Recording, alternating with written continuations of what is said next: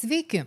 Šiandien kalbam apie individualią veiklą pagal pažymą ir vieną labai svarbų klausimą. Kada pajamos laikomos gautomis, nes mokesčiuose yra vienas labai svarbus skirtumas. Kartais pajamos atsiranda tada, kai pinigai faktiškai įkrenta į sąskaitą, o kartais pajamos atsiranda tada, kai paslauga jau suteikta arba prekė parduota, net jeigu klientas pinigų dar nepervedė. Ir čia prasideda du pagrindiniai apskaitos principai – pinigų apskaitos principas ir kaupimo apskaitos principas. Skamba kaip buhalterinis grybas po lietaus, bet realybėje tai labai praktiška tema. Nes nuo šito priklauso, kuriais metais parodysi pajamas, kada mokėsi mokesčius ir kaip atrodys veiklos rezultatas ir kokia apskaita tau reikalinga. Pradedam nuo paprastesnio varianto – pinigų apskaitos principas. Jis reiškia, kad individualios veiklos pajamos pripažįstamos tada, kai pinigai faktiškai gaudami. Paprastai faktiškai gaunami. Paprastai tariant, pinigai įkrito, pajamos yra. Pinigai neįkrito, pajamų dar nėra.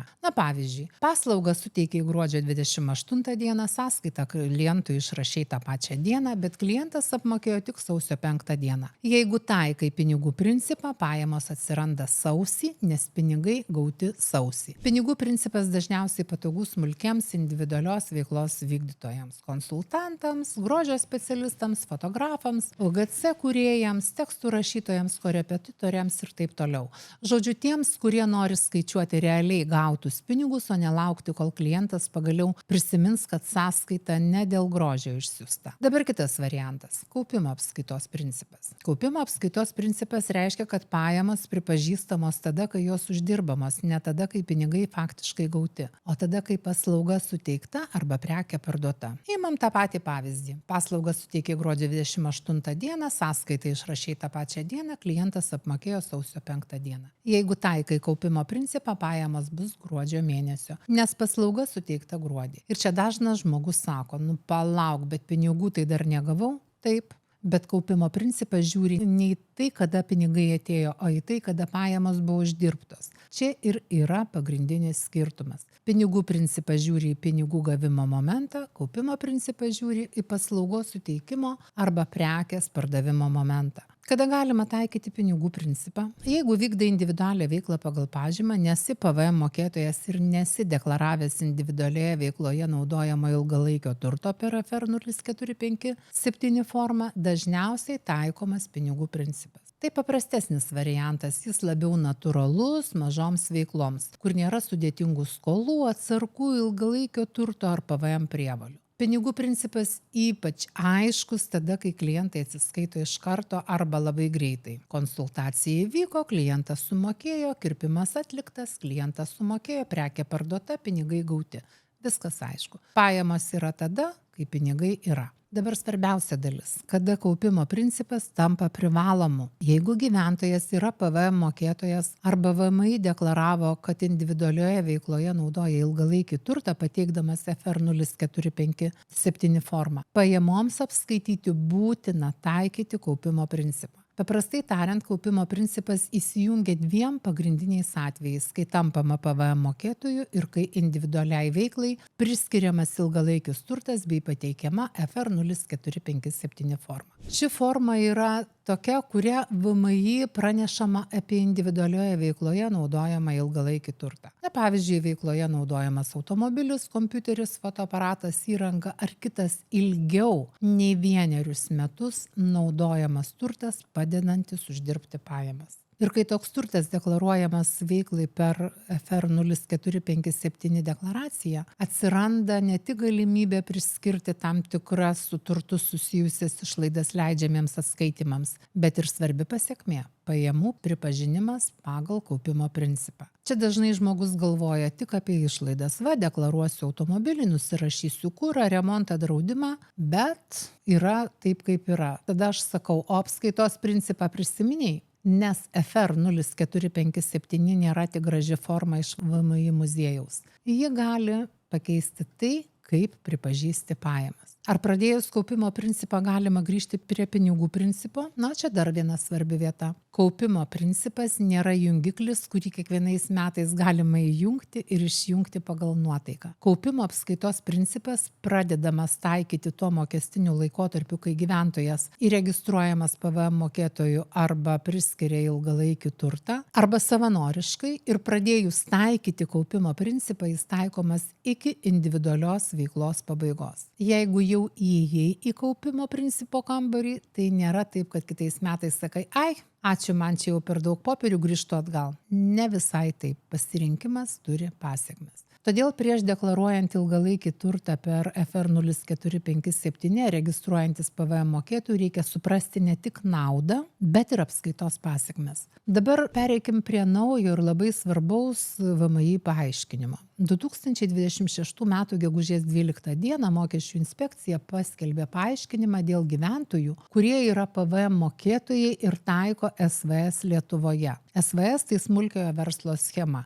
Tai reiškia dėl tų gyventojų, kurie yra netikrieji PVM mokėtojai. Anksčiau daug kas galvojo labai tiesiai, jeigu jau turi PVM mokėtojo kodą, vadinasi automatiškai kaupimo principas. Bet mokesčių inspekcija minėta gegužės 12 d. paaiškino, kad gyventojai įregistruoti PVM mokėtojais ir taikantys SVS Lietuvoje neprivalo pajamų pripažinti kaupimo apskaitos principų vien tik dėl to, kad jiems atsirado prievolė registruotis PVM mokėtojų dėl paslaugų įsigijimo iš užsienio, dėl paslaugų teikimo į kitą ES valstybę narę ar prekių įsigijimo iš ES, kai viršijama 14 000 eurų riba. Va čia labai svarbu. Ne kiekvienas PVM kodas gyventojų pajamų mokesčio prasme automatiškai reiškia kaupimo principą. Reikia žiūrėti, kodėl tas PVM statusas atsirado. Ir jeigu žmogus tapo įprastu PVM mokėtoju, nes viršijo 45 000 eurų ribą Lietuvoje, viena situacija, bet jeigu žmogus tapo SVS dalyviu dėl techninės PVM prievolės, pavyzdžiui, perka paslaugas iš užsienio, tai nėra tas pats. Na, pavyzdžiui, žmogus vykdo individualią veiklą pagal pažymą, jo pajamos Lietuvoje neviršija 45 000 eurų. Jis nėra įprastas PVM mokėtojas dėl didelės apyvartos, bet jis perka paslaugas iš užsienio. Pavyzdžiui, meta reklamą, Google Ads, Canva ar dar kažkokią kitą ar kitas platformas. Dėl tokių paslaugų gali atsirasti PVM prievolių ir žmogus tampa PVM mokėtoju, bet netikruoju PVM mokėtoju taikančių SVS Lietuvoje. Ir tada kyla klausimas, ar vien dėl šio statuso jis privalo pereiti prie kaupimo principo? Ir pagal naują mokesčių inspekcijos paaiškinimą ne. Čia labai svarbu nepadaryti klaidingos išvados, nes PVM mokėtojas gali būti skirtingose situacijose. Vienas dalykas įprastas PVM mokėtojas, kitas dalykas SVS dalyvis.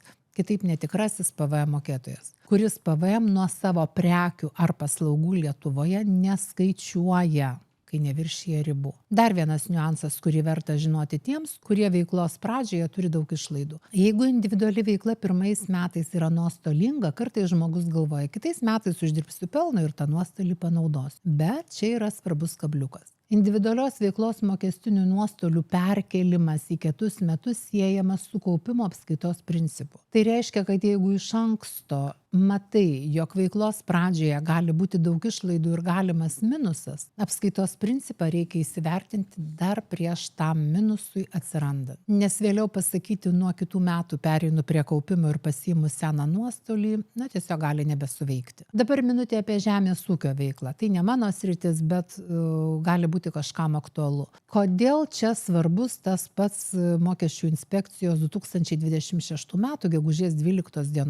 paaiškinimas? Todėl, kad žemės ūkio veiklos pajamoms gali būti taikomas neapmokestinimas, jeigu tenkinamos gyventojų pajamų mokesčių įstatymo sąlygos. Ir anksčiau buvo rizika labai formaliai pasakyti, jeigu žmogus turi PVM mokėtojo statusą, viskas, lengvatos klausimas baigtas. Bet būtent VMI gegužės 12 d. paaiškino, kad SVS atveju reikia vertinti turinį, o ne vėl formalų statusą. Taigi gyventojų registruotų PVM mokėtojais ir taikančių SVS Lietuvoje pajamas žemės ūkio veiklos gali būti ir toliau neapmokestinamas pagal gyventojų pajamų mokesčio įstatymo 17 straipsnio 1 dalies 23 punktą. Ką tai reiškia žmonių kalba? Jeigu žmogus vykdo žemės ūkio veiklą ir tapo netikruoju PVM mokėtoju, vien tas formalus SVS statusas pats savaime neturėtų automatiškai nubraukti žemės ūkio pajamų neapmokestinimo. Čia mokesčių administratorius labai aiškiai pasakė, žiūrim ne tik į formą, bet ir į esmę.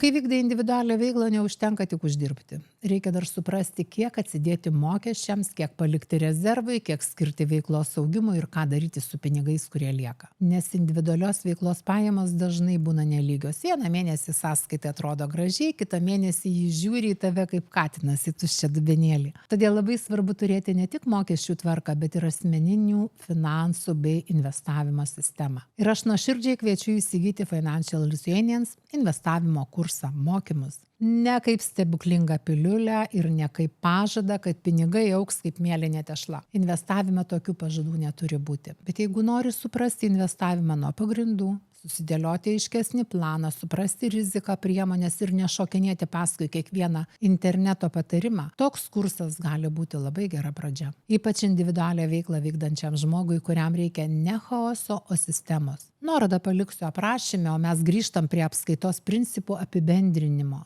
Sudėkim viską į lentynas. Pinigų apskaitos principas reiškia, kad pajamos pripažįstamos tada, kai pinigai faktiškai gaudami. Kaupimo apskaitos principas reiškia, kad pajamos pripažįstamos tada, kai jos uždirbamos. Kitaip sakant, kada išrašyta sąskaita. Kaupimo principas paprastai taikomas, kai gyventojas yra PVM mokėtojas arba kai individualioje veikloje naudoja ilgalaikį turtą ir pateikia FR 0457 formą. Ir ta FR 0457 forma nėra tik apie išlaidų pripažinimą. Ji gali reikšti ir kaupimo principo taikymą. Todėl prieš priskiriant ilgalaikį turtą veiklai, vėlgi įsivertinam pasekmes. Ir labai svarbus akcentas, tai būtent gegužės 12 dienos mokesčių administratoriaus paaiškinimas dėl SVS. Iš tiesų labai svarbus. Ir reiškia vien todėl, kad žmogus tapo netikruoju PVM mokėtoju, kaupimo principo jam taikyti nebereikia. Ir aišku, jeigu veiklos pradžioje planuojamos didesnės išlaidos ir galimas nuostolis, verta iš anksto įsivertinti, ar ateityje norės jį perkelti į kitus metus, nes mokestinių nuostolių perkelimas vėlgi siejamas su kaupimo apskaitos principu. Ir žemės ūkio veiklai tas pats SVS paaiškinimas svarbus dėl GPM lengvatos. Formalus SVS PVM statusas pats savaime neturėtų būti vertinamas taip pat kaip įprastas PVM mokėtojo statusas, jeigu jis atsirado būtent dėl techninių prievolių. Jeigu vykdai individualią veiklą pagal pažymą, labai svarbu žinoti ne tik, kiek uždirbai, bet ir kada tos pajamos laikomos gautomis. Nes mokesčiuose sąskaita išrašyta, pinigai gauti ir pajamos uždirbtos ne visada reiškia tą patį. O kai dar atsiranda PVM, SVS, FR 0457 ar ilgalaikis turtas, tada jau reikia nespėlioti, o žinoti, kokį apskaitos principą taikai. Parašyk komentaruose, ką taikai dabar pinigų ar kaupimo, o jeigu nežinai, irgi parašyk, nes šitoje vietoje pasiklysta ne vienas. Tik vieni prisipažįsta, o kiti laukia deklaravimo sezono ir tada jau EDS tampa ne sistema, o siaubo filmu. Žinoma, prenumeruok kanalą, jeigu nori mokesčių suprasti žmonių kalbą. Ir prisimink, pinigai mėgsta tvarką, o VMI dokumentus ir primenu apie nuorodą komentaruose. Iki susitikimų.